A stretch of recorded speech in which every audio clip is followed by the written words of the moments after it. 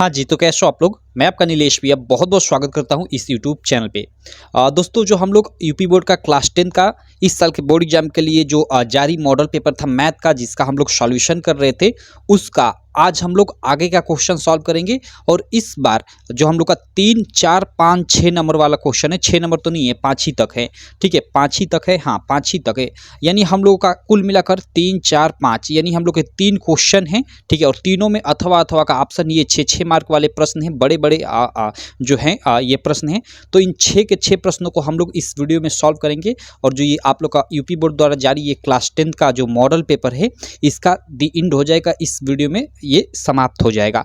देखो पिछले हम लोगों ने इस मॉडल पेपर के 3 वीडियोज में, ठीक है, 3 वीडियोज में हमने पीछे के यहाँ तक यानी यहाँ तक क्वेश्चन को सॉल्व कर लिया है। हालांकि इस क्वेश्चन को, चूंकि ये क्वेश्चन गलत दिया था मॉडल पेपर में, तो मैंने एक वीडियो में इसको केवल ये क्वेश्चन लेकर इसको सही कराकर सॉल्व कराया है। तो अब तक जो भी मतलब इस मॉडल पेपर से रिलेटेड मैंने वीडियो बनाया है, उन सभी वीडियोज का लिंक इस वीडियो के मैं डिस्क्रिप्शन में दे दूंगा। आप देखना चाहते हैं तो जाकर उनको देख सकते हैं। बाकी चलो ये हम लोग का आगे के क्वेश्चन करते हैं ये, और ये सारे के सारे काफ़ी इंपॉर्टेंट क्वेश्चन है। ये क्वेश्चन 100% आप लोगों को देखने को ही मिलेगा एग्जाम में। आप लोगों ने देखा होगा हर एक मॉडल पेपर में, चाहे आपका प्री बोर्ड का पेपर हो गया, चाहे आप लोग का अर्धवार्षिक पेपर हो गया, सब में ये ऐसा क्वेश्चन आया होगा, आपने एग्जाम दिया होगा तो, ठीक है। देखो क्या है कि निम्न समीकरण के युग्मों को रैखिक समीकरण के युग्म में बदलकर हल कीजिए। ऐसा आप लोग को ये भिन्नात्मक टाइप में समीकरण दे देगा और इसको रैखिक समीकरण युग्म में बदलकर हल करना रहेगा। तो कैसे इसको हल करेंगे चलो मैं आपको बताता हूँ। और बाकी इसमें अथवा का भी ऑप्शन है, आप ये भी कर सकते हो अथवा ये कर सकते हो, दोनों में कोई आपको एक करना है जिसका आपको 6 मार्क मिलेगा। तो चलो मैं आपको दोनों बताता हूँ, क्योंकि आपके एग्जाम में भाई कोई भी तो आ सकता है और कोई ये करेगा कोई ये करेगा, जो आपको आसान लगे आप करना। तो चलो सबसे पहले मैं इसको बताता हूँ। इधर इसको मैं साइड रखता हूँ। देखो समीकरण क्या है हम लोग देख लेते हैं। 10 बटे में x प्लस वाई प्लस 2 बटे में x माइनस वाई बराबर 4, फर्स्ट ये। और सेकंड क्या है 15 बटे में x प्लस वाई माइनस 5 बटे में x माइनस वाई बराबर -2। ये है हम लोग की दो ये भिन्नात्मक रूप में समीकरण है। इसको रैखिक समीकरण युग्म में बदलकर हल करना है। चलो कोई दिक्कत नहीं। देखो रैखिक समीकरण युग्म मीन्स आपने देखा होगा ऐसे, मतलब x प्लस वाई बराबर 4, इसको हम लोग रैखिक समीकरण युग्म बोल सकते हैं, ठीक है। लेकिन ये भिन्नात्मक रूप में है। तो चलो इसको हम लोग सॉल्व करते हैं। इसको मैं साइड में रखता हूँ।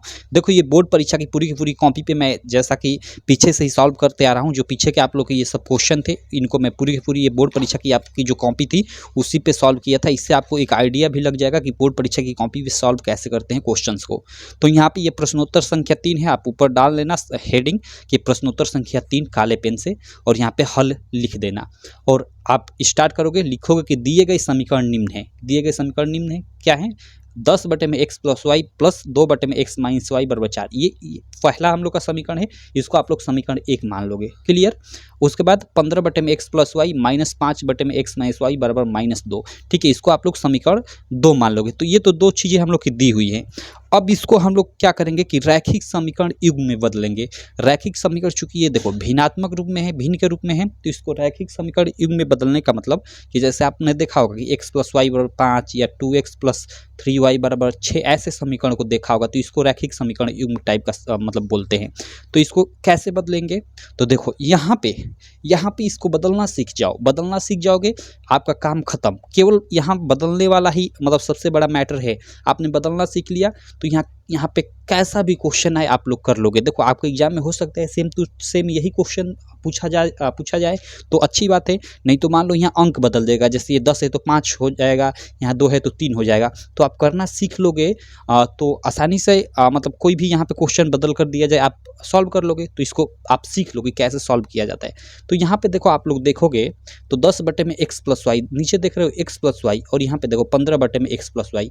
यहाँ पे दोनों में आप कॉमन देख रहे हो। अगर मैं यहाँ गुणे 1 कर देता हूँ तो 1 बटे में x प्लस वाई, और यहाँ पे गुणे 1 कर देता हूँ तो कोई मतलब नहीं। गुणे 1 करने का मतलब 10 ही इसका मतलब है। तो 1 बटे में x प्लस वाई, 1 बटे में x प्लस वाई। अगर मैं 1 बटे में x प्लस वाई की जगह कुछ संख्या मान लेता हूँ, मान लो p ही मान लिया, ठीक है। तो यहाँ 1 बटे में x प्लस वाई की जगह पे मैं p लिख देता हूँ तो 10p ये हो जाएगा, ठीक है। और ये आप लोग का 1 बटे में x प्लस वाई की जगह मैं p रख देता हूँ तो ये 15p हो गया।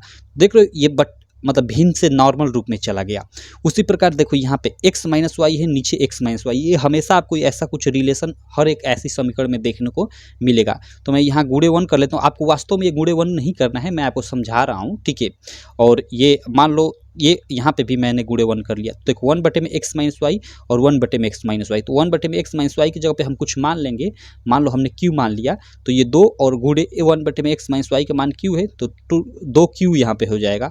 और ये 5 गुणे 1/x-y, तो 1/x-y की जगह हमने q माना है, तो यहाँ 5 में q से गुणा होगा तो ये 5q होगा, यानी ये भी सीधा सीधा हो गया भिन्न से, मतलब भिन्न से हट जाएगा। तो यही इसको रैखिक समीकरण युग्म में बदलने का तरीका है। तो यही हम लोग ये चीज़ें मान लेंगे। यहाँ पे देखो हमने मान लिया कि माना कि 1/x+y बराबर p तथा 1/x-y बराबर q है। सिंपल। अब देखो अगर 1/x+y बराबर p है, तो यहाँ समीकरण 1 से 1/x+y के जगह पे हम लोग p रखेंगे तो ये 10p हो जाएगा, ठीक है। और यहाँ 1/x-y की जगह q रखेंगे तो ये 2q हो जाएगा, यानी 10p + 2q बराबर 4 हो जाएगा। क्लियर। और इसके जगह पे चूँकि यहाँ पे देखो 15/x+y है, तो 1/x+y के जगह पे हम लोग p रखेंगे तो 15p हो जाएगा, और माइनस है तो माइनस, और 5/x-y है, तो यही 1/x-y की जगह पे हम लोग क्या रखेंगे, q रखेंगे, तो ये 5q हो जाएगा, यानी 15p - 5q बराबर -2 हो जाएगा। तो वही हमने देखो यहाँ पे रखा है, यहाँ पे लिख भी रखा है हमने कि ये हमने मान लिया, ये तो चीज़ें हमने माना है, ठीक है। ये आपको ध्यान देना है कि ये आपको मान लेना है। तो आगे हम लोग लिखेंगे कि तब समीकरण 1 तथा समीकरण 2 में 1/x+y, ये स्लैश मीन्स बट्टा है, 1/x+y के जगह p तथा 1/x-y के जगह q रखने पर, अब हम जब 1/x+y की जगह पे p रख देंगे और 1/x-y की जगह पे q रख देंगे, तो ये जो हम लोग की समीकरण थी 10/x+y + 2/x-y बराबर 4 और 15/x+y - 5/x-y बराबर -2 जो दी हुई थी, वो कुछ इस रूप में चेंज हो जाएगी। ठीक, ये इस रूप में चेंज हो जाएगी। अब इस रूप में चेंज हो गई, तो चलो इसको हम लोग, चूँकि हमने समीकरण 1 और समीकरण 2 इन्हीं को मान लिया है, तो इसको हम लोग समीकरण 3 मान लेंगे और इसको समीकरण हम लोग 4 मान लेंगे और इसको हम लोग सॉल्व करते हैं। क्लियर। चलो, तो यहाँ हम लोग क्या करेंगे कि अब देखो लिखेंगे कि समीकरण 3 तथा समीकरण 4 यानी समीकरण 3 तथा समीकरण 4 को हल करने पर, ये जो समीकरण 3 और समीकरण 4 है उसको हल करने पर, ठीक है। तो समीकरण 3 तथा 4 को हल करने हेतु क्या करेंगे, देखो यहाँ इसको समीकरण को कैसे हल करते हैं आप सब लोग जानते हो कि एक को हम लोग कटाते हैं, ये वाला मान या ये वाला मान कटाएंगे, तो हम लोग ये वाला यहाँ प्लस माइनस है तो ये वाला कटा सकते हैं आसानी से। तो कैसे कटाएंगे, तो देखो यहाँ अगर हम लोग यहाँ पे समीकरण 1 में पूरी समीकरण में 5 से गुणा कर दो तो 5 दूना का 10 यहाँ पे हो जाएगा, और इसमें 2 गुणा कर दो तो ये 2 × 5 = 10 हो जाएगा, और प्लस माइनस है तो कट जाएगा। तो इसीलिए हम समीकरण 1 में 5 से गुणा कर देंगे और समीकरण 2 में 2 से गुणा कर देंगे। तो वहीं पे यहाँ पे लिखा गया है वही चीज़ कि समीकरण 3 और 4 यानी समीकरण जो ये 3 और 4 है को हल करने हेतु समीकरण 3 में 5, समीकरण जो 3 है इसमें 5 तथा समीकरण 4 में जो समीकरण 4 है उसमें 2 का गुणा करने पर, और इसमें हम लोग 5 का गुणा करेंगे तो ये क्या हो जाएगा 50p, चलो 50p और प्लस है तो प्लस, और ये 5 दूना का 10q बराबर 20 हो जाएगा। ठीक, और इसमें हम लोग 2 से गुणा करेंगे, समीकरण 2 में हम लोग 2 से यहाँ पे गुणा करेंगे तो ये देखो 15 दूना का 30p और माइनस है तो माइनस, और 5 दूना का 10, क्योंकि हम लोग 2 से गुणा करें तो 2 × 5 = 10 या 5 दूना का 10, बात वही हुआ। तो 2 × 5 = 10, तो -10q बराबर ये हम लोग का 2 दूना का 4, कैसा 4 -4। देख रहे हो ये 50p + 10q बराबर 20, और ये बट्टे में फर्स्ट ये हो गई और सेकंड हो गई 30p - 10q बराबर -4 हो गया, तो ये कट जाएगा अब आप लोग का। तो चलो इधर हम लोग इसको सॉल्व कर लेंगे। तो ये कुछ इस प्रकार की हम लोग की समीकरण हो जाएगी 50p + 10q बराबर 20, 5 से गुणा करने के बाद समीकरण 3 में और समीकरण 4 में हम लोग 2 से गुणा करेंगे तो 30p - 10q बराबर -4 हो जाएगा। क्लियर। अब ये हम लोग का प्लस माइनस है तो ये कट जाएगा। ठीक, और ये 50p और 30p दोनों हम लोग का जुड़ जाएगा तो 80p हो जाएगा, और ये 20 में से हम लोग का 4 जाएगा तो 16 हो जाएगा, यानी 80p बराबर 16 हो गया। ठीक है, तो यहाँ से p बराबर 16/80, तो ये 16 × 5 = 80, यानी p बराबर 1/5 हो गया, यानी p का मान हम लोग का निकल कर आ गया यहाँ पे 1/5। लेकिन ध्यान देना, शुरू में हमने देखा था कि p किसके बराबर था, p हम लोग का 1/x - y के बराबर था, हमने ये माना हुआ था। तो वही चीज़ यहाँ पे लिखेंगे हम लोग कि परंतु 1/x + y बराबर p है। ठीक है, ये हमने शुरू में माना था। तो इसलिए 1/x प्लस वाई बराबर p के जगह हम लोग 1/5 रखेंगे। ठीक, तो 1 हमने 5 रख लिया। तो यहाँ से 1/5 रखेंगे तो हम लोग देखो ये त्रिय गुणा हो जाएगा, तो x प्लस वाई बराबर 5 हो जाएगा। तो ये x प्लस वाई बराबर 5 हो गया और इसको हम लोग समीकरण 5 मान लेंगे। ठीक, इस तरह आपको एक ऐसी समीकरण बना लेनी है। अब देखो, अब हम लोग क्या करेंगे कि जो हम लोग का p का मान प्राप्त हुआ 1/5, इसको ये जो इधर हम लोग की समीकरण थर्ड या फोर्थ प्राप्त हुई थी, हम लोग की इधर ये जो हम लोग की समीकरण थर्ड या फोर्थ प्राप्त हुई थी, थर्ड या फोर्थ में से किसी भी एक में हम लोग रखेंगे p का मान। ठीक है, p का मान जो 1/5 है रखकर और हम लोग q का मान ज्ञात करेंगे। क्लियर? तो यहाँ पे देखो मैंने लिखा हुआ है क्या कि p का मान समीकरण थर्ड में रखने पर, और समीकरण थर्ड हम लोग की क्या थी कि 10p प्लस 2q बराबर हम लोग का 4, ये हम लोग का समीकरण थर्ड थी। तो इसमें हम लोग रखेंगे p का मान चूंकि 1/5 है, तो देखो 10 गुणे p के जगह पे 1/5 और प्लस ये 2q है तो 2q और बराबर 4। तो ये 5 दूना का 2 हो गया, ये 2q बराबर, ये 2 उधर जाएगा तो 4 में से 2 गया तो 2 बचेगा, यानी q बराबर 1 हो जाएगा, यानी q का मान 1 आ जाएगा। तो वही चलो इसको इधर कैलकुलेशन किया होगा, यहीं पे मैंने कर दिया, लेकिन इधर मैं आ जाता हूँ। देखो सॉरी यार, यहाँ पे यार दोबारा लिख दिया हूँ क्या? चलो 1 मिनट मैं देख लेता हूँ, शायद मैंने यहाँ पे ये दोबारा लिख दिया है क्या सॉल्व करते समय, माफ़ करना। ओके यार, देखो यहाँ पे ध्यान देना। देखो मैंने इधर वाला जो पूरा इधर कैलकुलेशन किया है ना, इस पेज पे मैं दिखा दूँ आपको। इधर ये जो चीज़ें किया हूँ, देखो भूल चूक से दोबारा उसी को यहाँ भी लिख दिया हूँ, भूल चूक से यहाँ पे भी लिख दिया हूँ। तो अगर आपसे ऐसा तो आपसे नहीं होगा एग्जाम में, ठीक है, क्योंकि मैंने इसको सॉल्व किया था यहाँ तक और फिर छोड़कर चला गया था और फिर आकर दोबारा सॉल्व किया तो फिर यहाँ से स्टार्ट कर दिया था। तो आप एग्जाम में ऐसी गलती मत करना, ठीक है, कि एक ही चीज़ को आप 2 पेजों पे सॉल्व करोगे। देखो यहाँ 50 भी यहाँ से मैंने ये सॉल्व किया यहाँ तक ना, यहाँ तक देखो, और उसी चीज़ को यहाँ से फिर मैंने यहाँ पे दोबारा सॉल्व कर दिया है। तो इसलिए चलो इस चीज़ को थोड़ा मैं काट देता हूँ, आपको ऐसी गलती नहीं करनी है। और इससे आप सीख भी जाओ कि अगर आपके एग्जाम में ना ऐसा हो जाता है आपसे, तो केवल ऐसे आपको ऐसे थोड़ा सा और ऐसे कट करना है ना, कि पूरा गाउज माउज कर देना है, ऐसे कट कर देना है। ठीक, तो चलो इसके आगे हम लोग सॉल्व कर लेते हैं। क्या दिक्कत इधर हम लोग का, यहाँ पे देखो हम लोग का क्या हुआ कि p का मान समीकरण थर्ड में रखने पर 10p प्लस 2q बराबर 4 हम लोग का प्राप्त हुआ। ठीक, और इसके आगे आप नेक्स्ट पेज पे सॉल्व, ये जो मैंने अभी ये बताया, ठीक है, तो p के जगह पे आप 1/5 रख दो। तो चलो यहाँ पे हम रखते हैं, यहाँ पे मैं कर लेता हूँ इधर, यहाँ से मैं सॉल्व कर देता हूँ। क्या दिक्कत, चलो यहाँ से मैं कर देता हूँ। तो हम लोग का क्या हो जाएगा 10p और p का मान 1/5, तो 1/5 और प्लस हम लोग का क्या है प्लस 2q है, तो प्लस 2q बराबर ये हम लोग का हो जाएगा 4। अब देखो ये 5 दूना का 10 हो जाएगा, तो यहाँ से 2q बराबर क्या हो जाएगा, 2 उधर जाएगा तो 4 में से 2 जाएगा 2 हो जाएगा, तो q बराबर हम लोग का 1 आ गया। देखो q बराबर हम लोग का 1 आ गया, लेकिन हमने देखा था यहाँ पे लिखेंगे कि परंतु 1/x माइनस जो y था, हमने माना था कि ये बराबर है q के। तो q का मान 1 है तो q के जगह पे 1 रखेंगे, तो 1/x माइनस वाई बराबर हम लोग का q के जगह पे हम लोग 1 रख लेंगे। तो यहाँ से ये देखो त्रिय गुणा होगा तो x माइनस वाई बराबर फाइनली हम लोग का 1 प्राप्त होगा। और इस समीकरण को देखो एक्स वाई के फॉर्म में ये एक समीकरण मिल गई, और इधर हमने एक्स वाई के फॉर्म में एक समीकरण इधर निकाला था। कहाँ निकाला था, ये x प्लस वाई बराबर 5 इधर हमने निकाला था ना। यहाँ पे मैं आपको दिखा देता हूँ इधर कर यहाँ पे देखो हमने x प्लस वाई बराबर 5 ही एक समीकरण निकाला हुआ था।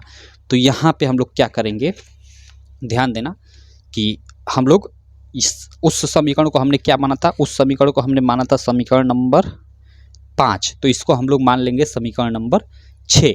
और फिर नीचे लिखेंगे कि समीकरण 5 तथा 6 को हल करने पर।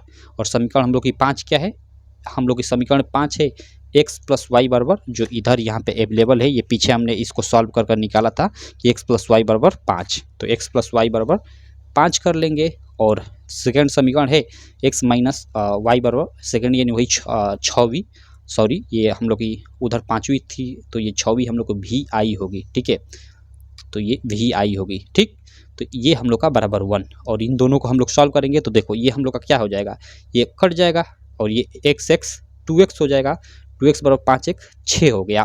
तो यहाँ से 2x बराबर 6 हो गया, तो x बराबर क्या हो जाएगा 6/2 हो जाएगा। तो वही देखो यहाँ पे x बराबर क्या हो गया है हम लोग का 6/2 हो गया है, तो x बराबर 3।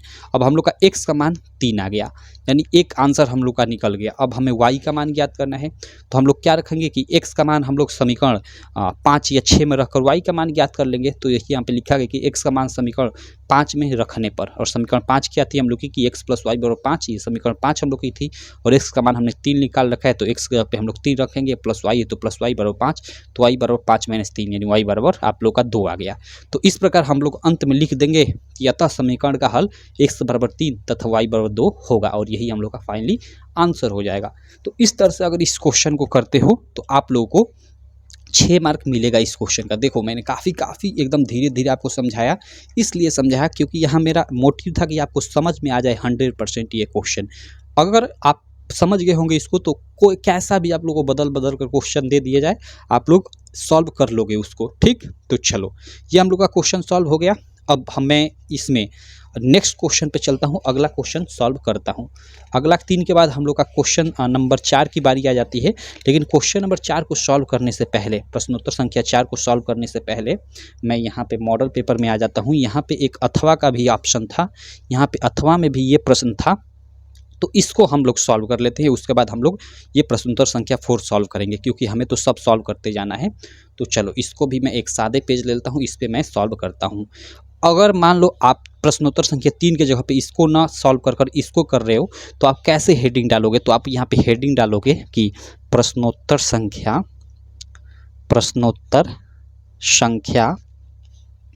आप लिख देना पूरा प्रश्नोत्तर संख्या 3, और कोष्ठ में थोड़ा लिख देना कि अथवा वाला प्रश्न, क्योंकि प्रश्नोत्तर संख्या 3 का अगर ये करते हो अपने कॉपी में, जैसे मैंने यहाँ पे ये वाला किया था, आप इसको नहीं करते हो ये करते हो, तो कोष्ठ में थोड़ा मेंशन कर देना कि अथवा वाला। इससे एग्जामिनर समझ जाएगा कि लड़के ने ना जो प्रश्नोत्तर संख्या 3 है उसमें लग रहा है कि अथवा वाला प्रश्न है, तो वो किया है। और इस यहाँ पे हल लिख देना और इसको हल करना। तो चलो इसका हम लोग हल करते हैं, प्रश्नोत्तर संख्या 3 का अथवा वाला। इसमें क्या दिया हुआ है यहाँ पे ध्यान देना आप लोग कि 3 वर्ष पूर्व रहमान की आयु वर्षों में, यहाँ पे क्वेश्चन में लिख दिया कि वर्षों में का व्युत्क्रम, और अब से 5 वर्ष पश्चात आयु के व्युत्क्रम का योग 1/3 है, उसकी वर्तमान आयु ज्ञात कीजिए। सिंपल सा एक समीकरण बना ले रहे हैं। सबसे पहले तो उसकी वर्तमान आयु आपको मान लेना पड़ेगा, क्योंकि वो हमें पूछ रहे हैं। तो आप यहाँ पे लिखोगे कि माना कि रहमान की वर्तमान आयु, आप लिखते रहना अच्छे से, मैं लिख देता हूँ ऐसे ही कि माना कि रहमान की वर्तमान आयु x है, ठीक, या x वर्ष है। अब देखो प्रश्नानुसार सीधे मैं करता हूँ डायरेक्ट, यहाँ पे लिख देना कि प्रश्नानुसार 3 वर्ष पूर्व रहमान की आयु। देखो 3 वर्ष पूर्व, वर्तमान में हमने माना कि x है, तो x, तो 3 वर्ष पूर्व यानी 3 वर्ष पहले उसकी आयु क्या हो जाएगी, x - 3 हो जाएगी। तो कह रहा है कि 3 वर्ष पूर्व रहमान की आयु का व्युत्क्रम, यानी इसका व्युत्क्रम, तो इसका व्युत्क्रम क्या हो जाएगा 1/x - 3 हो जाएगा। क्लियर? आगे क्या है, और अब से 5 वर्ष पश्चात मीन्स जैसे अभी उसकी आयु x है, तो 5 वर्ष पश्चात यानी 5 वर्ष बाद x + 5 हो जाएगी, और उसका व्युत्क्रम यानी इसका व्युत्क्रम, तो ये क्या हो जाएगा x/5, 1/x + 5 हो जाएगा। इन दोनों का योग हमें दिया है कि 1/3 है, तो उसकी वर्तमान आयु ज्ञात करना है। तो प्रश्नानुसार हम लोग का क्या हो जाएगा कि 1/x - 3 प्लस 1/x + 5 बराबर हमें दिया है 1/3। ये कैसे आया इसी को समझना है। ये हमें प्रश्नानुसार यानी प्रश्न के अनुसार ये आया है। कैसे? हमें कह रहा है कि 3 वर्ष पूर्व रहमान की आयु जो है उसका व्युत्क्रम, और 5 वर्ष बाद उसकी आयु का जो व्युत्क्रम है उसका योग 1/3 है। तो हमने वर्तमान आयु x माना है, तो 3 वर्ष पीछे उसकी आयु कितनी होगी x - 3, और उसका व्युत्क्रम क्या होगा तो 1/x - 3, तो व्युत्क्रम ये 1/x - 3 इसका योग, और 5 वर्ष बाद की आयु के व्युत्क्रम का योग। तो 5 वर्ष बाद आयु, तो वर्तमान आयु x है, तो 5 वर्ष बाद x + 5 होगी, और उसका व्युत्क्रम 1/x + 5 होगा। तो 5 वर्ष बाद ये व्युत्क्रम, इन दोनों का योग कितना हमें दिया है 1/3 दिया, तो वही हमने यहाँ पे कर लिया है। और हमें पूछ रहा है कि तब उसकी वर्तमान आयु ज्ञात कीजिए। क्लियर? तो चलो यहाँ पे क्वेश्चन को मैं फिर एक बार पढ़ता हूँ। कह रहा है कि 3 वर्ष पूर्व रहमान की आयु का व्युत्क्रम, और अब से 5 वर्ष पश्चात आयु के व्युत्क्रम का योग 1/3 है, उसकी वर्तमान आयु ज्ञात कीजिए। तो कुछ इस प्रकार आप लोग बना लोगे इसको और इसको सॉल्व करोगे। अब चलो इसको सॉल्व करते हैं। तो इस यहाँ पे इसको सॉल्व करने के लिए चलो ये 3 गुणा कर देता हूँ। x + 5 हो गया, इससे गुणा करोगे तो ये बीच में प्लस है तो प्लस, ये x - 3 हो गया, और बट्टे में इन दोनों का गुणा, तो इन दोनों का गुणा होगा तो वही लसक टाइप का, ठीक। तो ये हम लोग का x² हो जाएगा, x² और x से गुणा होगा तो +5x, और फिर 3 से गुणा होगा तो -3x - 15 हो जाएगा, ठीक। ये हम लोग का हो जाएगा x² + 5x - 3x - 15 और बराबर ये 1/3 है तो 1/3, ठीक। अब देखो यहाँ पे आगे हम लोग चलते हैं। देखो ये x जुड़कर 2x हो जाएगा और +5 - 3 तो +2 हो जाएगा, यानी x + 2 हो जाएगा ये ऊपर, और बट्टे में देखो नीचे क्या हो जाएगा +5x - 3x तो +2x हो जाएगा, यानी x² + 2x, ठीक है, और -15 है तो -15 ये हो जाएगा, बराबर ये 1/3 है तो 1/3। अब देखो ऐसा हो जाता है तो हम जानते हैं कि 3x सबका गुणा कर दे, तो 3 से इधर गुणा होगा तो हम लोग का सॉरी यार, मैंने यहाँ पे गड़बड़ किया है क्या। देखो यहाँ पे माफ़ कर रहे हैं, ये देखो x मिलकर 2x नहीं यहाँ पे होगा। देखो यही छोटी छोटी मिस्टेक को आपको ध्यान देना है, यही थोड़ी थोड़ी छोटी छोटी मिस्टेक हो जाती है तो एग्ज़ाम में क्या होता है कि गलतियाँ हो जाती है और फिर माइंड डिस्टर्ब हो जाता है। तो ऐसा नहीं करना है, आपको आराम आराम से सवालों को लगाना है। आपको एकदम 3 घंटे 15 मिनट का टाइम होता है। टाइम ये ऐसे दिया होता है, बहुत सारे लोग बोलेंगे कि बहुत कम टाइम होता है, ऐसा नहीं होता है, कम टाइम नहीं होता है। 3 घंटे 15 मिनट का आपको टाइम दिया होता है कि आराम से सोच कर अच्छे से क्वेश्चन को आप कर सको, ठीक है। तो चलो अब ये देखो, अब 3 से इधर गुणा होगा तो ये 3 दूना का 6x प्लस ये 3 दूना का 6 हो जाएगा, ठीक। यहाँ पे ध्यान देना, सही है ना, ये कोई दिक्कत नहीं है, हाँ क्लियर है, कोई दिक्कत नहीं। और इससे इधर गुणा होगा तो सेम यही हो जाएगा, तो x² + 2x - 15, ठीक। ये इससे एक में गुणा होगा तो यही हो जाएगा। अब देखो यहाँ पे ध्यान देना, इस पूरे को उधर ले जाएंगे, पूरे को उधर ले जाएंगे तो इधर 0 हो जाएगा। अब 6x उधर जाएगा तो x² को मैं उसी तरह रहने देता हूँ। 6x उधर जाएगा तो देखो 2x है, और 6x उधर जाएगा तो ये 6x उधर जाकर माइनस हो जाएगा, -6x, तो -6x और +2x तो -4x बचेगा, ठीक। और देखो 6 उधर जाकर -6 हो जाएगा, और ये -15 पहले से ही है हम लोग का, ठीक। तो -15 और -6 मिलकर हम लोग का -21 हो जाएगा, ठीक। तो इसको हम लोग पूरा बदल दे, कोई इसको इधर कर दे, इसको उधर कर दे, कोई चीज़ नहीं बदलेगा। तो x² - 4x - 21 बराबर इस 0 को उधर मैंने कर दिया। ये कुछ इस प्रकार हो गया। अब इसको हम लोग गुणनखंड विधि से सॉल्व करेंगे। चलो इसको गुणनखंड विधि से सॉल्व करते हैं। तो ये x², अब ये गुणनखंड विधि जानते हो कि इन सब का गुणा हो जाता है, तो ये हम लोग का गुणा होगा तो -21x² आएगा। तो इस -4x को ऐसे तोड़ना है 2 भागों में कि जिनका गुणा करने पे -21x² आ जाए और दोनों को जोड़ने पे हम लोग का -4x आ जाए। तो 17 का 21, हाँ 17 का 21 होता है ना, और 4 3 7, हाँ, यानी -7x और +3x। देखो इन दोनों को आप जोड़ोगे तो -4x आएगा, और दोनों को गुणा करोगे तो -17 का 21x² आ जाएगा। इसी तरह हल करते हैं, और ये -21 है तो 21 बराबर 0। अब इसमें कॉमन x हो गया, इन दोनों में x कॉमन हुआ तो x से भाग दोगे तो ये x, और इसमें -7 बचेगा, और प्लस इन दोनों में 3 कॉमन हो गया तो यहाँ भाग दोगे तो x, और यहाँ भाग दोगे तो 3 × 7 = 21 यानी -7 बराबर 0। अब देखो x - 7 यहाँ पे कॉमन है इन दोनों में, तो x - 7 कॉमन लोगे, यहाँ भाग दोगे तो ये कट जाएगा, केवल x बचेगा, और यहाँ भाग दोगे तो ये कट जाएगा, +3 बचेगा, बराबर ये 0 हो गया। यानी यहाँ से x बराबर हम लोग का क्या आया, हम लोग क्या x - 7 बराबर एक बार हम लोग 0 रखेंगे, और एक बार हम x + 3 बराबर 0 रखेंगे। तो यहाँ से x बराबर 1 निकल कर आएगा 7, और एक x बराबर निकल कर आएगा -3। तो यहाँ पे देखो, चूँकि जो उम्र होती है वो निगेटिव तो नहीं हो सकती है ना, तो इसलिए x का मान -3 नहीं होगा, यानी रहमान की वर्तमान आयु -3 नहीं होगी, बल्कि वर्तमान आयु उसकी 7 होगी। शुरू में हमने माना था कि रहमान की वर्तमान आयु x है, तो यहाँ उसकी वर्तमान आयु x का मान 7 आ गया। तो वहीं नीचे आप लोग मेंशन कर दोगे कि अतः रहमान की या पहले इसको लिख दोगे कि चूँकि आयु ऋणात्मक नहीं हो सकती, अतः रहमान की वर्तमान आयु x बराबर 7 वर्ष होगी, या सीधे 7 वर्ष होगी, ऐसे लिख सकते हो। यहाँ पे थोड़ा एक्सप्लेन कर दोगे और वही आंसर लिख दोगे। तो इस तरह से आप इस क्वेश्चन को कर सकते हो, ये जो अथवा वाला दिया है इसको, ठीक। मैंने इसको सॉल्व कर दिया। चलो ये हम लोग के 2 क्वेश्चन हो गए। अब हम लोग ये चौथा प्रश्न करते हैं, और उसके बाद 5वां करेंगे, और 5वां नहीं, मतलब अथवा वाला प्रश्न करेंगे इसका, चौथे का ही। तो चलो पहले इसको हम लोग सॉल्व कर लेते हैं। इसको थोड़ा मैं साइड में रख देता हूँ, 1 मिनट। चलो यहाँ पे देखो, इसको मैंने पहले से सॉल्व कर रखा है ये बोर्ड परीक्षा की कॉपी पे, तो आपको समझा देता हूँ पूरा का पूरा। थोड़ा मैं ब्रेक ले लेता हूँ, बोलते बोलते यार दिमाग ख़राब हो जा रहा है, 1 मिनट।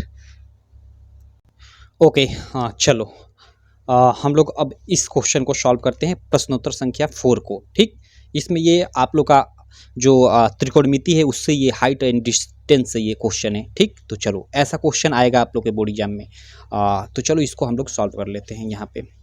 इसको सॉल्व करने के लिए अब प्रश्नोत्तर संख्या 4 है, तो आप लोग ऊपर हेडिंग डाल दोगे अपने कॉपी में कि प्रश्नोत्तर संख्या 4 और इसका हल लिख दोगे और सिंपल। अब इसको हल करने के लिए सबसे पहले ऐसे क्वेश्चन में क्या होता है, हाइट एंड डिस्टेंस वालों में, त्रिकोणमिति में, अगर आपने फिगर बना लिया इसका तो क्वेश्चन आपका सॉल्व हो गया। सबसे बड़ा होता है इसका फिगर बनाना। तो चलो इसको समझते हैं और इसका जो फिगर है उसको बनाने की कोशिश करते हैं। हमें यहाँ क्या बोल रहा है कि एक बहुमंजिल भवन के शिखर से देखने पर, यानी एक बहुमंजिल भवन है, बहुमंजिल मीन्स कई मंजिला है।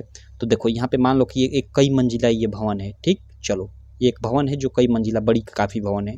इसके शिखर, ये शिखर है, इससे देखने पर एक 8 मीटर ऊंचे भवन के शिखर और तल के अवनमन कोण 30 अंश और 45 अंश है। ओके, यानी ये एक यहाँ पे छोटी सी भवन है, ठीक है, यहाँ पे इसके साइड में, तो इसके शिखर से देखने पर क्या होता है कि इसका जो ये बड़ी भवन के शिखर से देखने पर ये छोटी भवन के, यहाँ पे देखो, ऊंचे भवन के शिखर और तल के अवनमन कोण 30 अंश और 45 अंश है। एक बार मैं और पढ़ता हूँ कि एक बहुमंजिल भवन के शिखर से देखने पर एक 8 मीटर ऊंचे भवन के शिखर और तल, पहले शिखर है और फिर तल है, कि अवनमन कोण 30 अंश और 45 अंश है।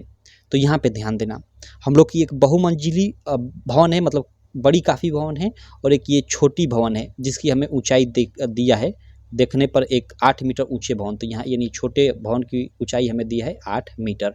ठीक, यहाँ पे इस पे से देखने पर इसके जो शिखर का जो अवनमन कोण है ना, इसके शिखर का अवनमन कोण, यानी ये वाला अवनमन कोण ये होता है, तो ये वाला हमें दिया है कितना, ये हमें दिया है 30 अंश।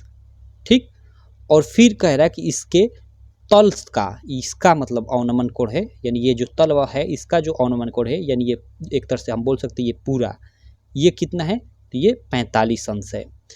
तो इन दोनों को नीचे, ये दोनों का तल है, तो इसको तो हम लोग मिला देंगे। क्लियर। अब देखो यहाँ से, यहाँ देखो, यहाँ ध्यान, ये 8 मीटर ऊंचा है, तो इसके सिधाई में ये वाली दूरी यहाँ तक भी तो ये 8 मीटर होगी यहाँ तक, और इसको हम लोग ऐसे मिला देंगे। तो ये कुछ इस प्रकार का फिगर हो जाएगा। देखो यहाँ पे हमने बना रखा है पहले से, यहाँ पे देखो, पहले से यहाँ पे देखो बना रखा है, आप लोग देख सकते हो। एक ये हम लोग की लंबी भवन है जिसको हमने एसी माना हुआ है, ठीक है, बहुमंजिल भवन है। इसके साइड में हम लोग की एक छोटी सी भवन है जिसकी ऊंचाई हमें 8 मीटर क्वेश्चन में दे रखा है, और कह रहा है कि इस छोटी सी भवन के मतलब जो मतलब अवनमन कोण है, यहाँ से बड़ी भवन से इसके शिखर से 30 अंश, इसके शिखर का 30 अंश है और इसके तल का 45 अंश है। तो कुछ इस तरह आप लोग मिला लोगे तो ये वाला आप लोग का 30 अंश हो जाएगा और ये वाला आप लोग का क्या हो जाएगा, 45 हो जाएगा, ये अवनमन कोण। तो आप सब लोग जानते हो कि ये, चूँकि यहाँ पे देखो हम लोग क्या करेंगे कि ये हम लोग की ऊंचाई यहाँ तक 8 मीटर है, तो यहाँ देखो, तो इसके सीध में यहाँ तक की ऊंचाई भी, ये तो यहाँ से यहाँ तक ये BC यानी 8 मीटर होगी, यहाँ से यहाँ तक अगर ये 8 है तो ये BC भी 8 मीटर होगी। सिंपल। अब देखो हम लोग को क्या क्या ज्ञात करना है, हमें ज्ञात करना है, आगे क्वेश्चन को पढ़ते हैं, कि बहुमंजिल भवन की ऊंचाई। ओके, इस बहुमंजिल भवन की ऊंचाई यानी AC की मान हमें ज्ञात करना है, और साथ में दोनों भवनों के बीच की दूरी यानी ये ज्ञात करना है। तो हम लोग दोनों भवनों के बीच की दूरी हम लोगों ने मान लिया कि x है। क्लियर। और ये यहाँ से यहाँ तक की ये दूरी को मैं h मान लेता हूँ, यहाँ पे h माना गया है। क्लियर। अब चलो इसको हम लोग सॉल्व करते हैं। तो यहाँ पे देखो, यहाँ पे आप सब लोग जानते हो कि ये जो अवनमन कोण होता है, अगर ये एक यहाँ पे ये हम लोग की समांतर रेखा है, ये एक समांतर रेखा है, तो ये देखो त्रियक रेखा काटी, तो ये 30 अंश है, तो ये आपका 30 अंश हो जाएगा, और ये पूरा पूरा ये 45 अंश है, तो ये वाला भी 45 अंश हो जाएगा। ये आप पढ़ा होगा। ठीक। अब देखो इसको हम लोग थोड़ा सॉल्व कर लेते हैं। थोड़ा हल कैसे करोगे आप मान लोगे, आप लोग लिख लोगे, सीधे यहाँ से हल करना भी स्टार्ट करते हो तो कोई दिक्कत नहीं है, लेकिन थोड़ा लिख दो, आप लिख दोगे तो ज़्यादा बेटर रहेगा। तो यहाँ पे लिख दोगे कि माना AC, जो ये AC है, यानी जिसको हम AB प्लस BC लिख सकते हैं। ठीक, क्वेश्चन में वही हमने लिख दिया कि AB प्लस BC। बहुमंजिल भवन की ऊंचाई H प्लस 8 मीटर है। H प्लस 8 मीटर क्यों? क्योंकि यहाँ से यहाँ तक हम लोग की H हमने माना है, और यहाँ से यहाँ तक की जो दूरी होगी इसके बराबर होगी, तो वो 8, यानी वही h+8 मीटर है। ठीक, ईडी भवन की ऊंचाई है। ओके, जो ये ईडी है वो छोटे वाले भवन की ऊंचाई है। ये बहुमंजिल नहीं, ये इसको भवन बोला गया है, इसको बहुमंजिल भवन बोला गया है। तो वही यहाँ पे मैं लिखा हूँ कि ईडी भवन की ऊंचाई 8 मीटर है। ये हमें दे रखा है। माना दोनों भवनों के बीच की जो दूरी है यानी ये वाली CD वो x है, तो यहाँ पे x मैंने मान लिया है। अब देखो हम सिंपल सा हम लोग यहाँ पे देखो दो त्रिभुज हमें दिख रहे हैं यहाँ पे, एक ABE देख रहे हो, ABE और एक ACD, दो समकोण त्रिभुज हमें दिख रहे हैं, एक ये ACD और ये एक ABE। तो हम इन्हीं को लेकर सॉल्व करेंगे। तो सबसे पहले हम लोग ABE को सॉल्व करते हैं, जो छोटा वाला है इसको। तो यहाँ पे लिखेंगे कि तब समकोण त्रिभुज ABE में हम लोग का क्या होगा कि ये tan 30 अंश बराबर क्या हो जाएगा, चूंकि tan थीटा बराबर क्या होता है, लंब बटा आधार। तो लंब ये हम लोग का AB है, तो लंब और बट्टे में आधार ये है BE, तो हम लोग का BE हो जाएगा। और tan 30 अंश का मान 1/√3 होता है, तो 1/√3 रख देंगे। और AB का मान हम लोग का यहाँ पे हमने माना है कि H है, तो H रख देंगे। और BE यानी BE इसकी लंबाई क्या होगी, तो इसकी लंबाई भाई इसी की लंबाई के तो बराबर होगी, तो इसकी लंबाई हमने x माना था, तो इसकी भी क्या होगी, x होगी। तो यहाँ पे हम लोग x रख देंगे। क्लियर। और यहाँ पे लिख भी सकते हो कि क्वेश्चन में आप लोग कि चूँकि CD बराबर BE, ऐसे आप लोग मेंशन भी कर सकते हो। क्लियर। अब देखो यहाँ से अगर ये त्रिय गुणा होते तो x बराबर ये क्या हो जाएगा, इधर ये गुणा होगा तो 3√3 × h, और इसको आप लोग समीकरण 1 मान लोगे। क्लियर। अब देखो आगे कैसे आपको करना है, आगे लिखोगे कि इसी प्रकार समकोण त्रिभुज ACD में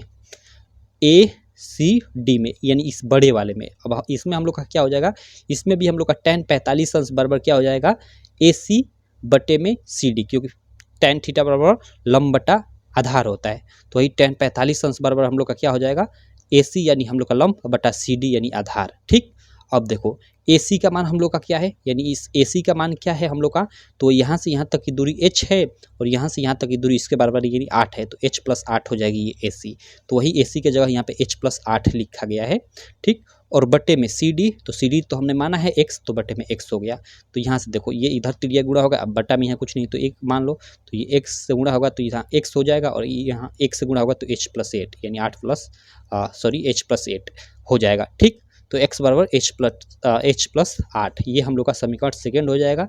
यहाँ पे हमने समीकरण फर्स्ट देखा और यहाँ पे हमने समीकरण सेकेंड देखा। यहाँ पे देखो x का मान यहाँ पे हम लोग का √3 × h है, और यहाँ x का मान हम लोग का h+8 है, यानी इधर वाला पक्ष हम लोग का बराबर है, बाएं पक्ष बराबर है। तो अब इसीलिए कि दाएं पक्ष भी बराबर होगा, तो इन दोनों को हम लोग बराबर करेंगे। तो वही यहाँ पे हम लोग लिख देंगे कि दोनों भवनों के बीच की जो दूरी है, सॉरी यहाँ पे मैंने क्या लिखा है यार, माफ़ करना, 1 मिनट में देखता हूँ। ओके चलो देखो यहाँ पे ना ये क्या है ना कि यहाँ के बाद का आगे का जो सॉल्यूशन है ना, यहाँ ना कर यहाँ हो गया है। देखो ये यहाँ ये सही हुआ है, ये पंचिंग करने में ना, ये पेपर मैंने खुद ये बनाया है पेपर टाइप का, और ये अपनी छोटी बहन को दे दिया था पंच करने के लिए, तो उसने ये इधर उधर कर ये पंच कर दिया है, इसलिए ये गड़बड़ हो गया है। तो कोई दिक्कत नहीं, चलो हमें तो क्वेश्चन को समझना है। तो यहाँ ये हम लोग का ये x बराबर h+8 हो गया, और यहाँ x बराबर ये हो गया। तो यहाँ देखो ये बाएं पक्ष बराबर है, तो इसका मतलब दाएं पक्ष भी बराबर होगा, ये भी। तो इसको हम लोग इन दोनों को बराबर करेंगे और h का मान ज्ञात करने की कोशिश करेंगे।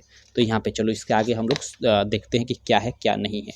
तो यहाँ पे देखो, और इस समीकरण हमने एक को समीकरण फर्स्ट और एक को समीकरण सेकंड माना है, तो यहाँ पे लिख देंगे हम लोग कि समीकरण 1 तथा समीकरण 2 से, और समीकरण 1 का हम लोग मतलब जो एक पक्ष है यानी √3 + h, और इसका जो हम लोग का एक पक्ष है h+8, दोनों को बराबर कर देंगे, क्योंकि ये दोनों हम लोग के x के बराबर हैं।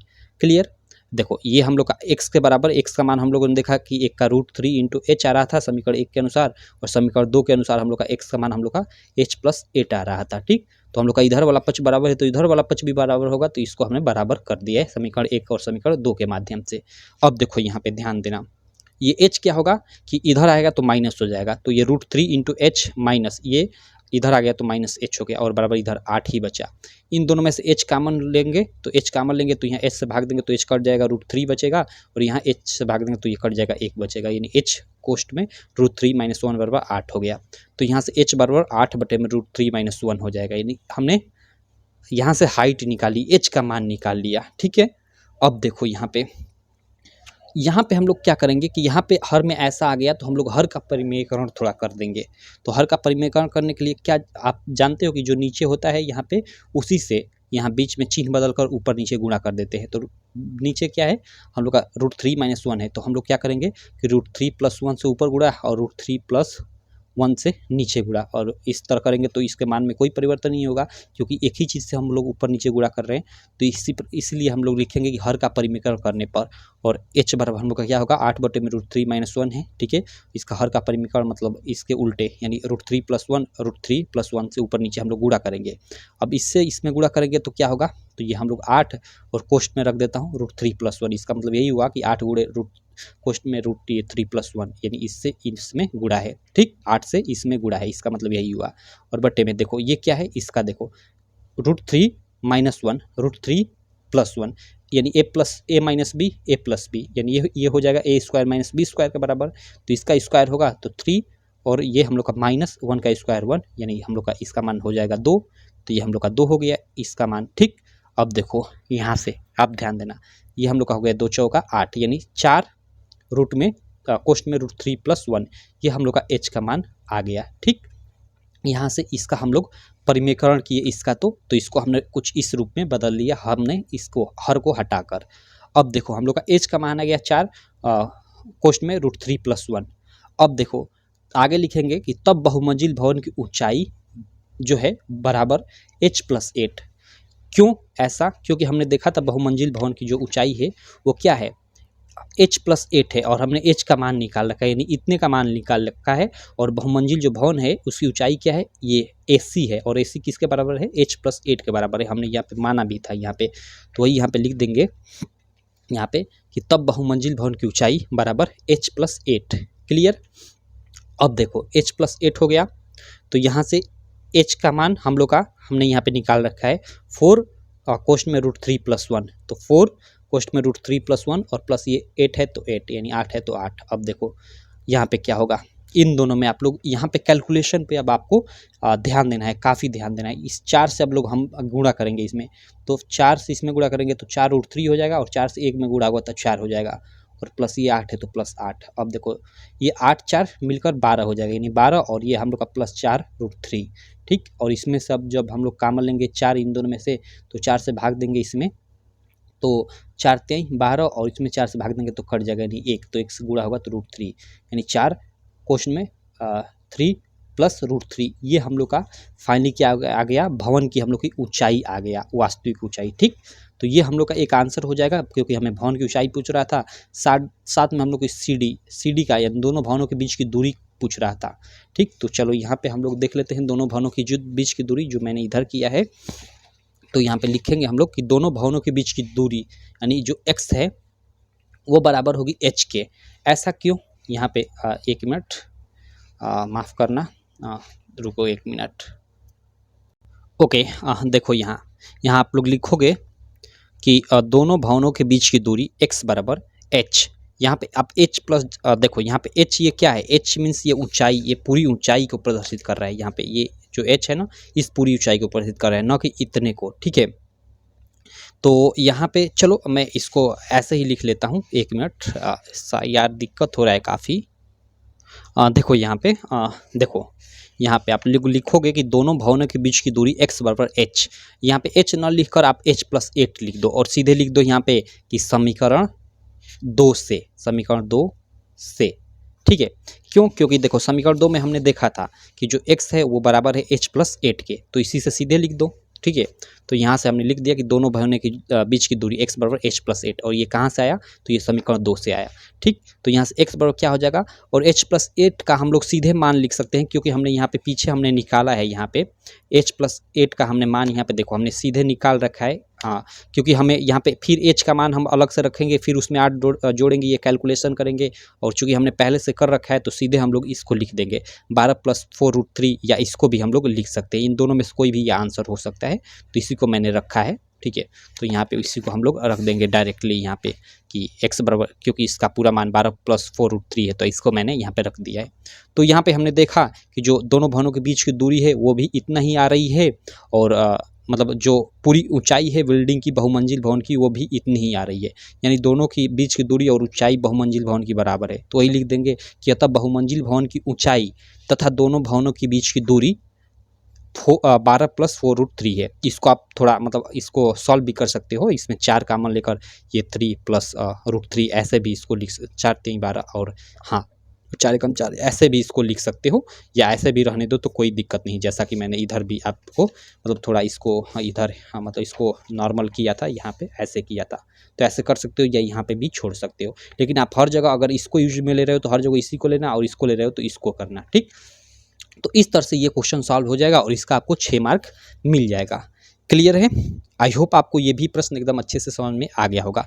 अब चलो इसमें एक अथवा वाला प्रश्न है, उसको हम लोग सॉल्व कर लेते हैं। यहाँ पे 1 मिनट, यहाँ पे मैं ले आता हूँ इसको, और यहाँ पे ये जो इसमें अथवा वाला प्रश्न है ये वाला, इसको हम लोग सॉल्व करते हैं। उसके बाद हम लोग नेक्स्ट प्रश्न पे चलते हैं। इसको थोड़ा मैं तेज़ी में सॉल्व करूँगा क्योंकि ज़्यादा टाइम लेने से कोई फ़ायदा नहीं है। यहाँ पे देखो हमें क्या बोल रहा है, यहाँ पे देखो सवाल में ध्यान देना। सवाल में हमें क्या बोल रहा है कि भूमि के एक बिंदु P से, ओके, भूमि पर कोई बिंदु है, भूमि पर क्या है, कोई बिंदु है। यहाँ पे ले लेता हूँ कि ये बिंदु हम लोग का एक P है, भूमि पर यह एक बिंदु है। इस बिंदु से एक 10 मीटर ऊंचे भवन के शिखर का उन्नयन कोण 30 अंश है। ओके, भूमि के एक बिंदु P से 10 मीटर ऊंचे भवन के शिखर का उन्नयन कोण 30 अंश है। ओके, मतलब यहाँ पे कोई हम लोग की एक मान लो एक मंजिल है, ठीक है। ये मंजिल मीन्स एक तरह से भवन है, एक भवन है कह रहे हैं। तो इस भवन की इसके शिखर से कोई बिंदु P है, उसका उन्नयन कोण 30 अंश है। तो इसका ये जो उन्नयन कोण है ये यहाँ पे ये कितना है, 30 अंश है। ये हम लोग की भवन है, ये क्या है, भवन है। इस भवन के शिखर से इस बिंदु P का उन्नयन कोण हमें दिया है कि 30 अंश है। भवन के शिखर पे एक ध्वज लहराया गया, इसके शिखर पे एक ध्वज लहराया गया। तो ध्वज भाई यानी वही झंडा, कुछ इस प्रकार के यहाँ पे ये झंडा है, मान लो यहाँ से यहाँ तक ये, ठीक। इसको मैं मान लेता हूँ कि ये A है और ये वाला बिंदु B है, ये वाला C है, और इसको मैं यहाँ पे R मान लेता हूँ, ठीक। अब चलो आगे क्या बोल रहा है कि भवन के शिखर पर ध्वज लहराया गया और P से ध्वज के शिखर का उन्नयन कोण, यानी इस P से इस ध्वज के शिखर का उन्नयन कोण हमें दे रखा है कि 45 अंश है, ठीक है। तो यहाँ से इसको अगर मैं मिला दूँ तो ये हम लोग का क्या हो जाएगा, ये हम लोग का ये पूरा का पूरा यहाँ से यहाँ तक ये वाला हम लोग का 45 डिग्री हो जाएगा। इसको मैं लिख देता हूँ 45 डिग्री, ये पूरा 45 डिग्री है, ये वाला ध्यान देना, और ये वाला केवल 30 अंश है, ठीक। अब देखो तो हमें क्या पूछ रहा है, तो ध्वज दंड की लंबाई और बिंदु P से भवन की दूरी ज्ञात कीजिए। ओके, इस ध्वज यानी यहाँ ये A और R की लंबाई, ठीक है, और ये B और P की लंबाई हमें पूछ रहा है, ठीक है। यानी भवन से इस बिंदु की दूरी पूछ रहा है। यहाँ पे देखो कि ध्वज दंड की लंबाई और बिंदु P से भवन की दूरी, यानी बिंदु P से भवन की दूरी पूछ रहा है। अब देखो इसको कैसे सॉल्व करेंगे, तो सिंपल सा हम लोग वही सबसे पहले हम लोग क्या लेंगे, ये हम लोग के दो, यहाँ पे देखो दो हम लोग के त्रिभुज प्राप्त हो रहे हैं, दो हम लोग एक तरह से देखेंगे तो यहाँ पे देखो एक ये और एक ये, मतलब एक ARC और एक हम लोग का ABP, ठीक है।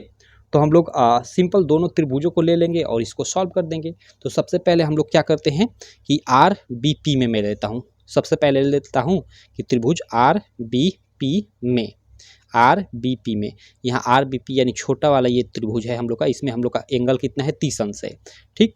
तो यानी tan 30 अंश बराबर हम लोग का क्या हो जाएगा, लंब बटा आधार, लंब ये क्या हो जाएगा हम लोग का ये, तो RB लंब हम लोग का ये RB हो गया, ठीक, क्योंकि यहाँ से यहाँ तक ये मैंने RB मान रखा है, और बटा आधार हम लोग का ये BP हो जाएगा, यहाँ से यहाँ तक की दूरी, तो BP।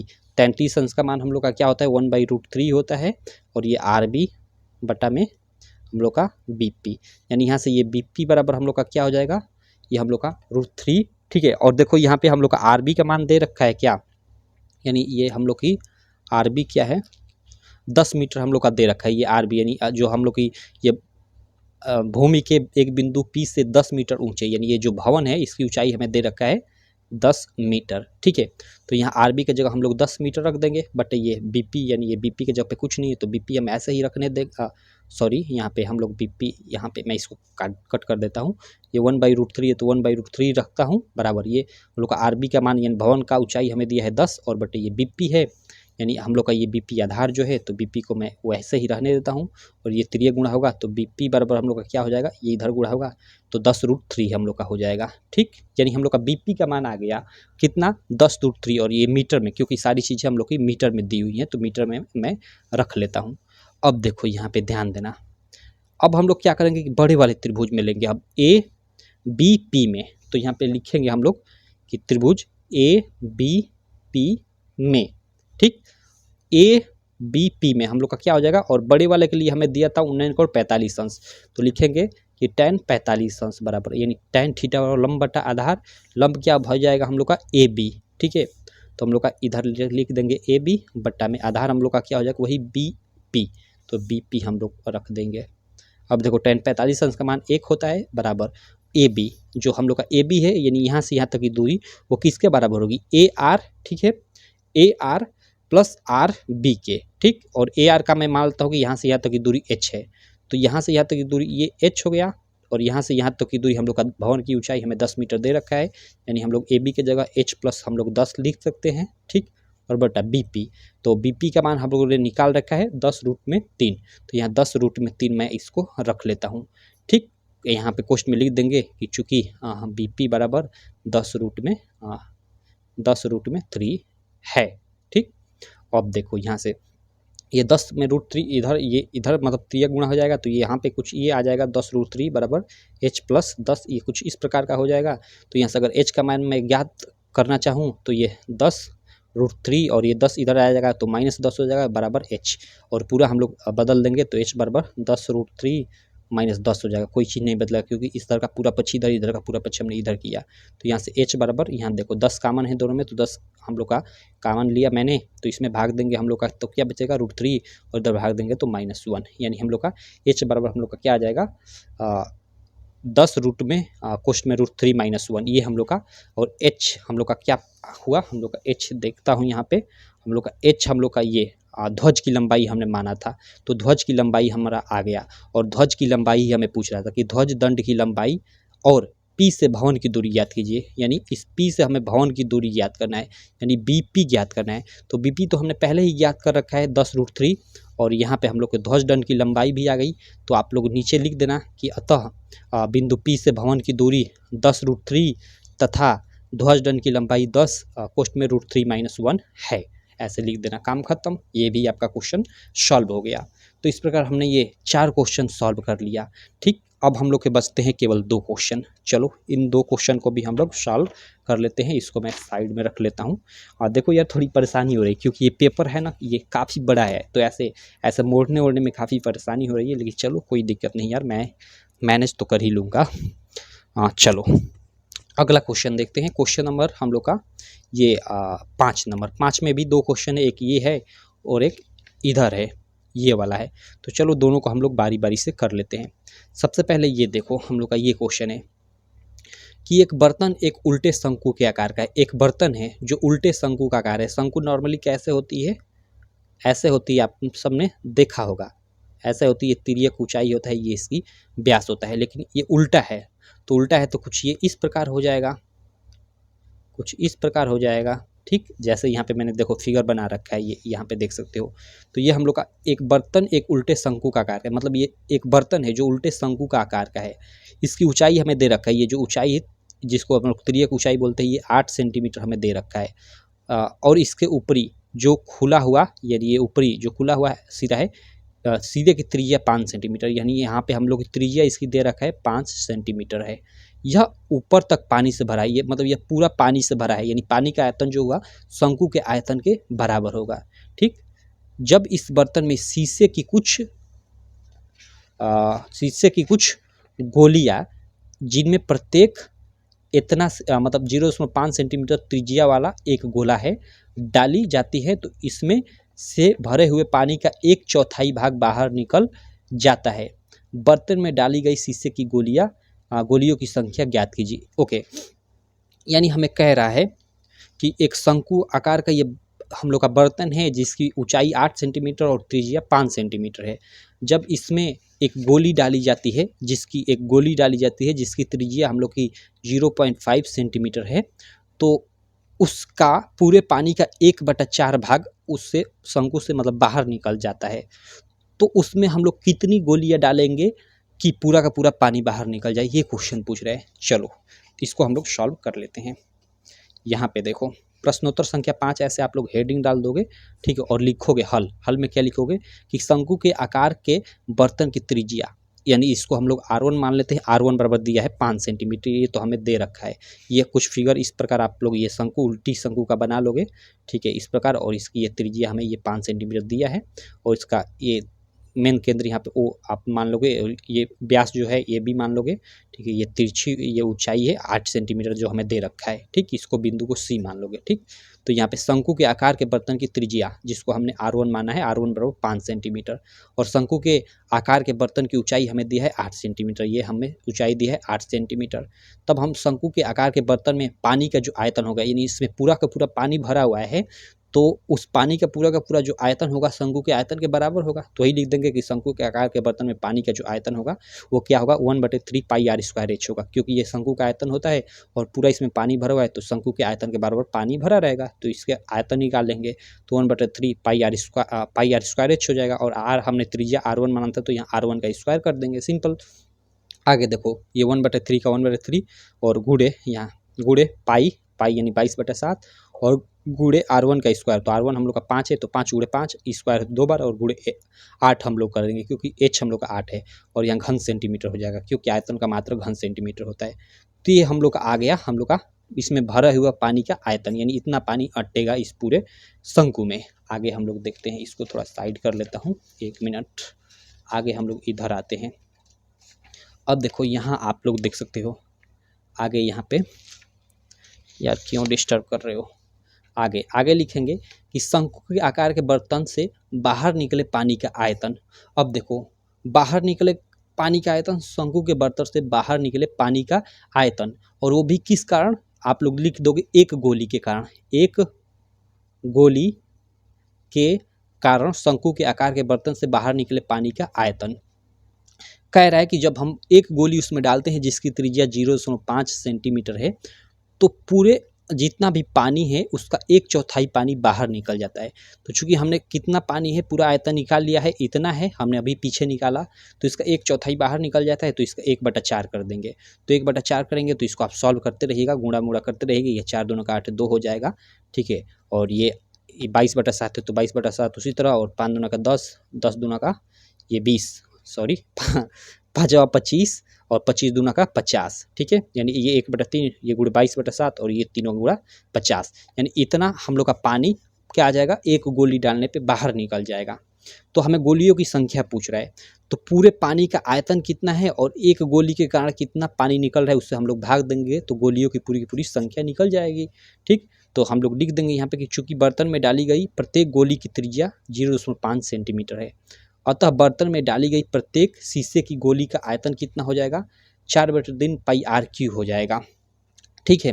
तो 4/3 पाई R³ ये गोली का आयतन होता है, तो एक गोली का आयतन, तो ये 4/3 और पाई यानी 22/7 और R³ यानी गोली की त्रिज्या, तो गोली की त्रिज्या 0.5 है, तो 0.5 0.5 0.5 3 बार हो जाएगा। इतना घन सेंटीमीटर एक गोली का आयतन है, यानी एक गोली इतना पानी बाहर निकालेगी अगर हम लोग शंकु के बर्तन में डालते हैं। तो यहाँ पे देखो, तो यहाँ पे हमें यहाँ पे ध्यान देना, यहाँ पे आप लोग ध्यान देना, देखो यहाँ थोड़ा करेक्शन कर लो। यहाँ देखो मैंने यहाँ पे देखो यहाँ पे देखो एक गोली यहाँ पे मत लिखो, शंकु में यहाँ कुछ गोलियाँ डाली गई, ठीक है। यहाँ पे देखो लिख रखा है कि इस बर्तन में शीशे की कुछ गोलियाँ डाली गई, यानी कुछ गोलियाँ डालने के कारण हमें गोलियों की संख्या मालूम नहीं है, उसके कारण इतना पानी बाहर निकल आता है, ठीक है। तो चलो आप लोग यहाँ एक गोली मत लिखना, ठीक है। आगे चलते हैं, तो यहाँ देखो ये आप ध्यान देना, एक गोली का आयतन हमें निकल गया है कि इतना है, इतने के बराबर है, और बर्तन में कुछ गोलियाँ डाली गई जो उसके पूरे पानी का 1/4 भाग बाहर निकाल दी, यानी इतना पानी बाहर निकाल दी। तो कितनी गोलियाँ डाली गई, तो इतना हमें मतलब इतना पानी बाहर निकल रहा है, तो इस पूरे पानी में हम लोग भाग दे देंगे एक गोली के आयतन के बराबर से। तो बर्तन से बाहर निकले पानी की कुल आयतन में हम लोग भाग देंगे एक शीशे की गोली के मतलब आयतन से, क्योंकि एक गोली डाल रही तो कितना पानी निकल रहा है, तो उससे भाग देंगे तो पूरी की पूरी गोलियों की संख्या निकल जाएगी। तो हम लोग के मतलब बर्तन में क्या डाली गई, कुछ गोलियाँ डाली गई जिनकी संख्या हमें नहीं मालूम है, जिसके कारण इतना पानी बाहर निकल आया।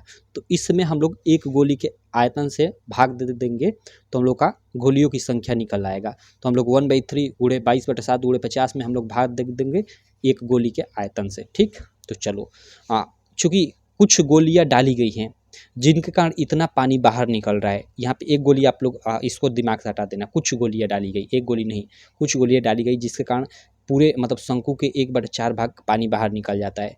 तो उन गोलियों की संख्या क्या होगी, तो इनका जो आयतन है, जो मतलब गोलियां डाली गई है पूरी की पूरी, उसमें एक गोली के आयतन से भाग दे देंगे तो हम लोग की गोलियों की संख्या निकल जाएगी। तो इसमें हम लोग भाग देंगे इससे। ठीक, तो यहाँ देखो इधर मैं आ जाता हूँ और हम लोग भाग दे देते हैं। यहाँ मैं 1/3 गुणे 22/7 गुणे 50, यानी ये क्या है, ये कुछ गोलियां हैं जो डाली गई हैं शंकु के आकार के बर्तन में, जिसके कारण हम लोग का पानी बाहर निकला है। क्लियर? सॉरी, गोलियों का आयतन ही है, मतलब पानी का आयतन है। ठीक है, पानी का आयतन है। यहाँ पे देखो मैं कंफ्यूज हो जा रहा हूँ। हाँ, ये पानी का आयतन है, यानी जो कुछ गोलियां डाली गई है जिनके कारण बर्तन से पानी निकला है ये, और ये एक गोली का आयतन है हम लोग का। ठीक है, ये एक गोली का आयतन है। ठीक, तो चलो इसको हम लोग देख लेते हैं। यहाँ पे यार, अच्छा मैंने कैलकुलेशन कर पूरा यहाँ पे ये कैलकुलेशन कर पूरा रखा है। यहाँ पे कैलकुलेशन नहीं किया गया है एक गोली का, यहाँ पे पूरा ये कैलकुलेट कर रखा गया है। तो चलो कोई दिक्कत नहीं, आप लोग कर लेना। और इसको आप लोग फाइनली कट पीट करोगे ना तो आप लोग का 100 गोलियाँ आएगा। तो ये आप लोग का आंसर हो जाएगा। ठीक है, तो इस प्रकार इस क्वेश्चन को आप लोग कर सकते हो। यार वीडियो शूट करते करते ना अब मन नहीं लग रहा है, लेकिन सोच रहा हूँ कि एक केवल क्वेश्चन बचा है, अब उसको भी कर लेते हैं। चलो कोई दिक्कत नहीं, उसको भी हम लोग कर लेते हैं। यहाँ पे अगला क्वेश्चन क्या है, 1 मिनट, ये तो क्वेश्चन हो गया ना 5वां हम लोग का। अगला क्वेश्चन है हम लोग का, यहाँ पे देखो, यहाँ पे अगला क्वेश्चन, इसको हम लोग देख लेते हैं। इसमें देखो क्या है, कह रहा है कि एक गोलाकार कांच के बर्तन की एक बेलन के आकार की गर्दन है। ओके, एक गोलाकार कांच है, यहाँ पे एक गोलाकार कांच है और इसका मतलब जो ये गर्दन है ये बेलन आकार की है। तो ये गर्दन हो गई, ये बेलन आकार की। ठीक, चलो फिगर मुझे अच्छा बनाने नहीं आता, कैसे भी बना देता हूँ। जिसकी लंबाई 8 सेंटीमीटर। ओके, इसकी लंबाई हमें दे रखा है 8 सेंटीमीटर इसकी गर्दन की, तथा व्यास 2 सेंटीमीटर। इसका पूरा का पूरा यहाँ पे इसका व्यास दे रखा है 2 सेंटीमीटर, तो त्रिज्या इसकी कितनी हो जाएगी, 1 सेंटीमीटर इस बेलाकार गर्दन की। फिर ठीक है, जबकि गोलाकार भाग का व्यास, ये जो गोलाकार भाग है इसका व्यास हम लोग का दे रखा है 8.5, तो त्रिज्या कितनी हो जाएगी, 8.5/2। ठीक, इसमें भरे जा सकने वाले पानी की मात्रा माप कर एक बच्चे ने यह ज्ञात किया कि इस बर्तन का आयतन इतना वर्ग सेंटीमीटर है। जांच कीजिए कि उस बच्चे का उत्तर सही है या नहीं, यह मापते हुए कि उपरोक्त मापन आंतरिक मापन है। ओके, तो चलो सिंपल, इसका हमें आयतन, इसका मतलब पूरा का पूरा ज्ञात करना है और वो देखना है कि इतना आ रहा है कि नहीं आ रहा है। तो कैसे इसका आयतन हम लोग पूरा का पूरा ज्ञात करेंगे, तो भाई बर्तन का आयतन बराबर जो बर्तन का पूरा आयतन होगा, बर्तन का जो आयतन होगा वो क्या होगा, वो इस पूरे का पूरे इस गोलाकार बर्तन का आयतन, मतलब इस गोले का आयतन। ठीक है, इस गोले का आयतन प्लस इस बेलनाकार गर्दन का आयतन। तो मैं सीधे लिख देता हूँ कि बेलन का आयतन या बेलनाकार गर्दन का आयतन आप लिख देना। और गोले का आयतन हम लोग का, इसका क्या आयतन हो जाएगा, चूँकि गोले का आयतन का फार्मूला होता है 4/3 पाई r3। ठीक है, प्लस चूँकि बेलन का आयतन क्या होता है पाई r²h, तो पाई r²h आप रख दो। ठीक, और इसमें आप जो भी अब चीज़ें हैं आप लोग यहाँ पे 4/3 गुणे पाई का मैं जगह पे भी पाई ही रखता हूँ, गुणे r3। तो r3 ये किसकी त्रिज्या, गोलाकार बर्तन की। तो गोलाकार बर्तन की 8.5/2 गुणे 8.5/2 गुणे 8.5/2, और ये प्लस है तो प्लस और पाई है तो पाई को मैं यहाँ भी 22/7 लिख दूँ या अभी पाई ही रहने देता हूँ, गुणे r²। तो r² ये बेलन की त्रिज्या 1 है, तो 1 गुणे h क्या है 8 है, तो ये हम लोग का 8। अब देखो इसका हम लोग गुणा करते हैं। सबसे पहले यहाँ पे देखो 8.5 8.5 8.5, ये तो सबसे पहले 2 दूना का 4, ये कट जाएगा 1 2 से ये। ठीक, अब देखो 8.5 8.5 8.5, इसका गुणा आप लोग कर लो कैलकुलेटर से, इसका गुणा मैं कर देता हूँ 8.5 गुणे 8.5 गुणे 8.5। ओके, जब इन तीनों का आप लोग गुणा करोगे ना तो ये आप लोग का 614.125 के बराबर आएगा। और ये पाई है तो साथ में पाई हो जाएगा और बटे में ये 3 दूना का 6 हो जाएगा, और प्लस ये पाई, देखो पाई गुणे 1 गुणे 8 है तो 8 पाई ये हो जाएगा। ठीक, अब देखो यहाँ पे जब ये इसमें जुड़ेगा, यहाँ पे सबसे पहले तो आप 6 से भाग लगाएंगे, तो 6 से भाग लगाओ तो यहाँ पे क्या हो जाएगा, ये इसमें भागे 6, ओके। और 6 से आप लोग इसमें भाग दोगे तो ये हम लोग हो जाएगा 110, नहीं कितना होगा यार, 102, ओके। 102.35 पाई, 6 से इसमें भाग दोगे तो, और प्लस ये 8 पाई है तो ये 8 पाई हो गया। अब इसको जोड़ोगे तो 8 2 10 यानी 110.35 पाई ये हो जाएगा। और पाई का मान आप अब यहाँ पे रख दो तो 110.35 गुणे पाई का मान, चूँकि क्वेश्चन में दिया है कि 3.14 यूज करना है, यहाँ पे देखो तो 3.14 यूज कर आप लोग गुणा करना, और इसका गुणा मैं कर लेता हूँ, ये बराबर बराबर देते रहना इसका। 1 मिनट, मैं कैलकुलेटर साइड में रखा हूँ, लैपटॉप 110.35 गुणे 3.14, ठीक, ओके। जब इसका आप लोग गुणा करोगे ना तो ये हम लोग आएगा 346.499 घन सेंटीमीटर, चूँकि आयतन है तो इसलिए घन सेंटीमीटर। तो देखो यहाँ पे हम लोग का बच्चे के आयतन में और हमारे आयतन में फ़र्क आ जा रहा है, ये 145 है, ये 146 कुछ है।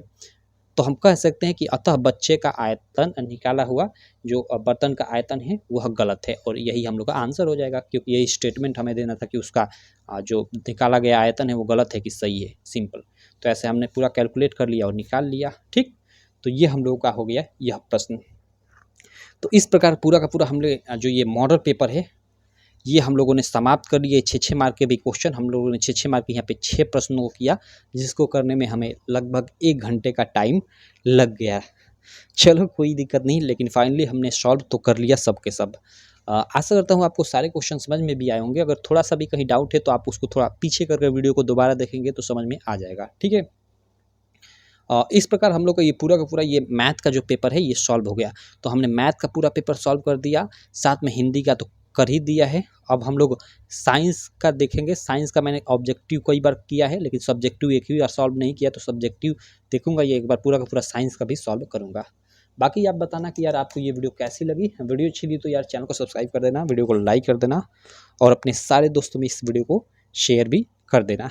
चलो मैं मिलता हूँ आपसे इसी प्रकार की नेक्स्ट वीडियो में, तब तक के लिए थैंक यू।